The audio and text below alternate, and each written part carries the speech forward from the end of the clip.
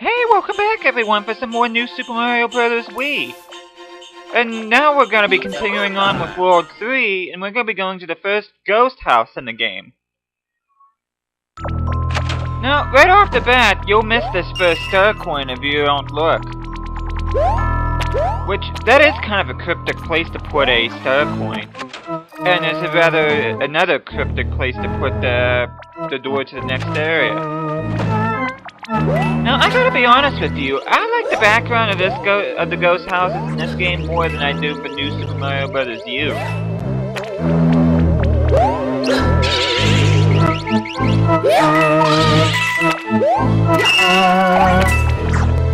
There's the second star coin.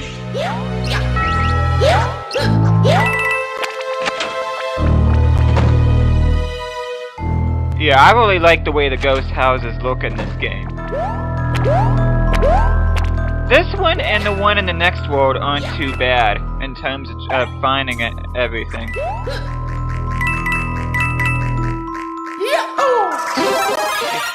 Now that was not intentional. I really did not want to lose my penguin suit. I'd much rather have that than the fire flowers.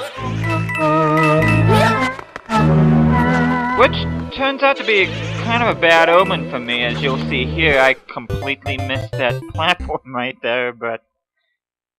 Oh, that's not how I wanted to start this video.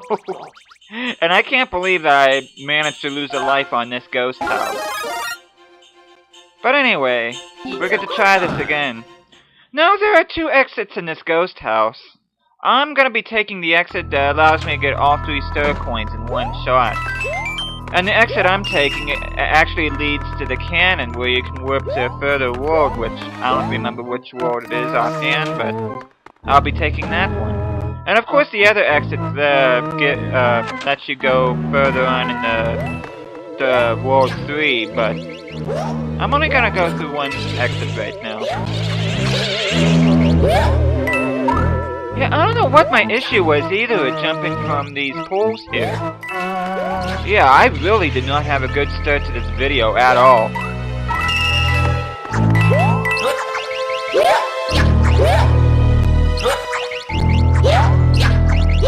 Yeah, I don't know what was happening there. At this point, I still was not real happy that I lost a life in this ghost house. Now the secret to this area is just to lure the ghost so you can get a little bit of leeway. That way you can go on this rope right here. Which I kind of wish they would have the ropes in the Super Mario Maker. I think that would have been cool. Of course, there's a lot of things that they didn't put on Super Mario Maker that would have been cool, but at the same time, I do have to understand they can only put so much in the game, but still, I mean, hopefully if they do make one for the Nintendo Switch, they'll add a lot more so people can customize their levels even more than what they could on the Wii U one. And this is the fun section too. And you have to go back and forth like this so the ghosts don't get you.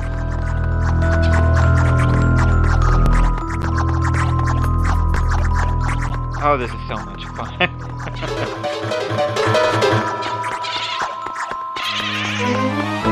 You lure the ghosts over here, but you have to watch out for this part, though.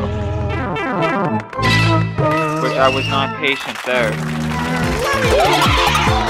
And with the star, you can actually eliminate most of the ghosts. I should have gone rather and eliminated these ghosts before I did the big boo, but yeah, as you can see, I had a hard time keeping the power up on here. This was just... I really wanted to do well in this ghost house, but it just wasn't working out for me here. I don't know what was going on. This is, like I said before, this is one of my favorite if not my most favorite ghost house in this game, but oh well. Can't win them all, I suppose. But anyway, we got the ghost house out of the way, and we can actually go to the rest of the levels in World 3.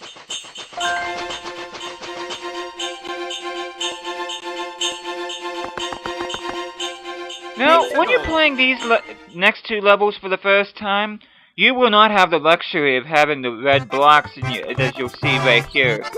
In order for you to get the red blocks, you have to complete not only this world, but the next one. And then you have to hit the red switch on the world map in order to turn these red blocks on. But I decided to go easy on myself since the ghost house was a disaster, and go the easy route and leave the red blocks on. But needless to say, this level is much harder without them. For example, this fire brother can be extremely tricky if the red blocks are not on.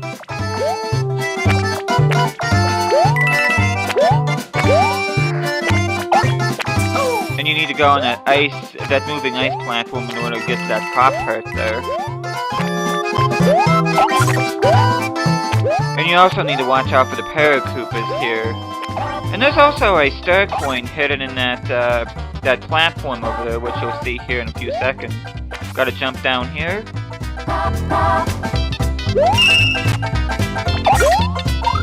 That is one thing I really enjoyed about this game, is how well they hid the star coins. I mean, I don't think they're too overly difficult, but they do make you explore in order to find all of them, which I really love about that. I was not going for the one up there, I was actually going for a star, because a star would make this part a lot easier, but fortunately, I really didn't have that much trouble here. There is the third and final star coin. Just gotta watch out for the fire bros. You can take that power block, and only thing is, you can throw it and make the coins drop from above the sky, but you really don't get anything from it unless you're getting really close to 100 coins for one up, but yeah, I didn't even figure, I figured I wouldn't even bother with that, so. And you see the red switch over there. Normally it's on the top part, and you have to press it in order to turn the red blocks on for that level and this one. If you don't have a propeller suit like I do here, where I had a penguin suit, my advice here would just to get a propeller block here and just try to keep it the best you can. It actually makes getting the star coins here much easier as well.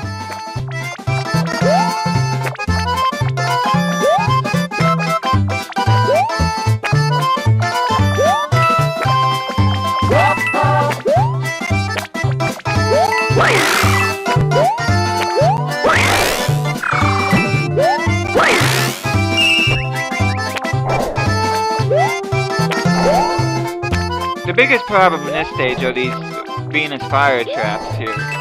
And you really have to pay attention to their fireballs, which I almost got clipped right there.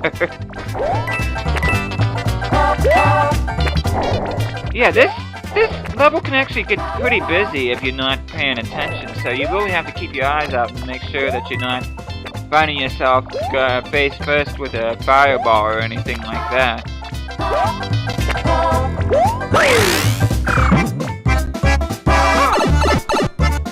And I did not realize I couldn't go in the pipe without the power block. But luckily there's a couple in this area as well. Matter of fact, there's one right there.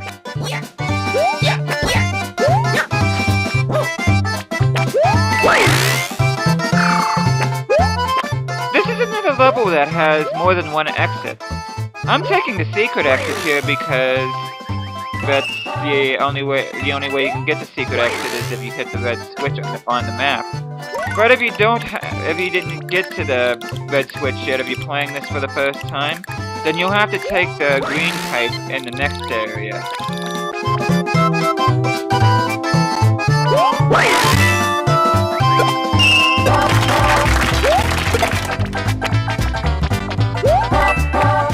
And because I used the red blocks in order to get to the red pipe here, you can't get all 3 star coins on the first try. You have to do this level all over again if you want to get the 3rd star coin in this stage.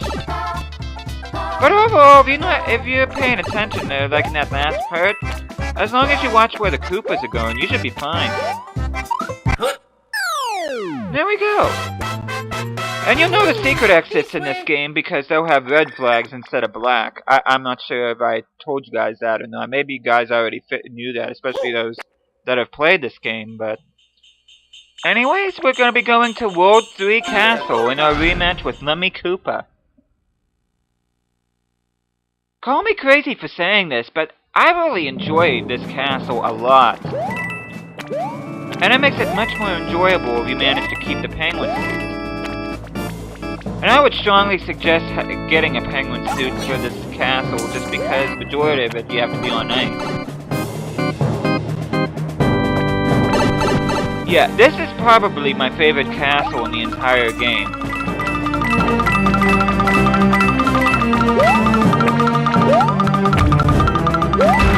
The Block Snake from Super Mario World, as you can see, makes a return here.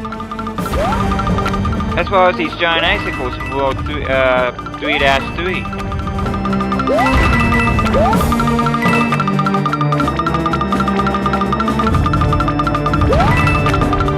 Man, I really wish they would have had a castle music on New Super Mario Bros. DS instead of this. I really wish they would have put that music in here. At least have a remix of it. Because like I said before, this, after hearing this so many times on Mario Maker, I really don't like this track anymore.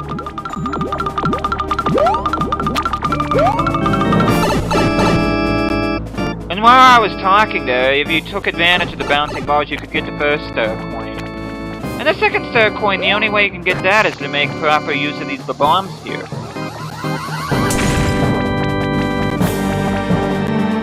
You gotta be real careful here.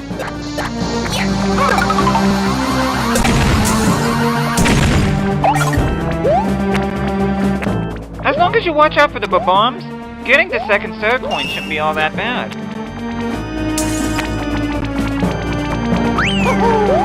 Of course, checkpoint always helps. I love this part right here.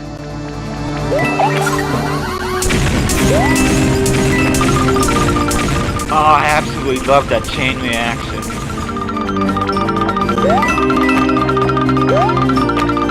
And if you need a power-up, there's one in that question block right there. You see there's the third star coin over there, which I'm gonna do something that I really recommend not to do, because I do say have patience in most levels. But on this here, this here.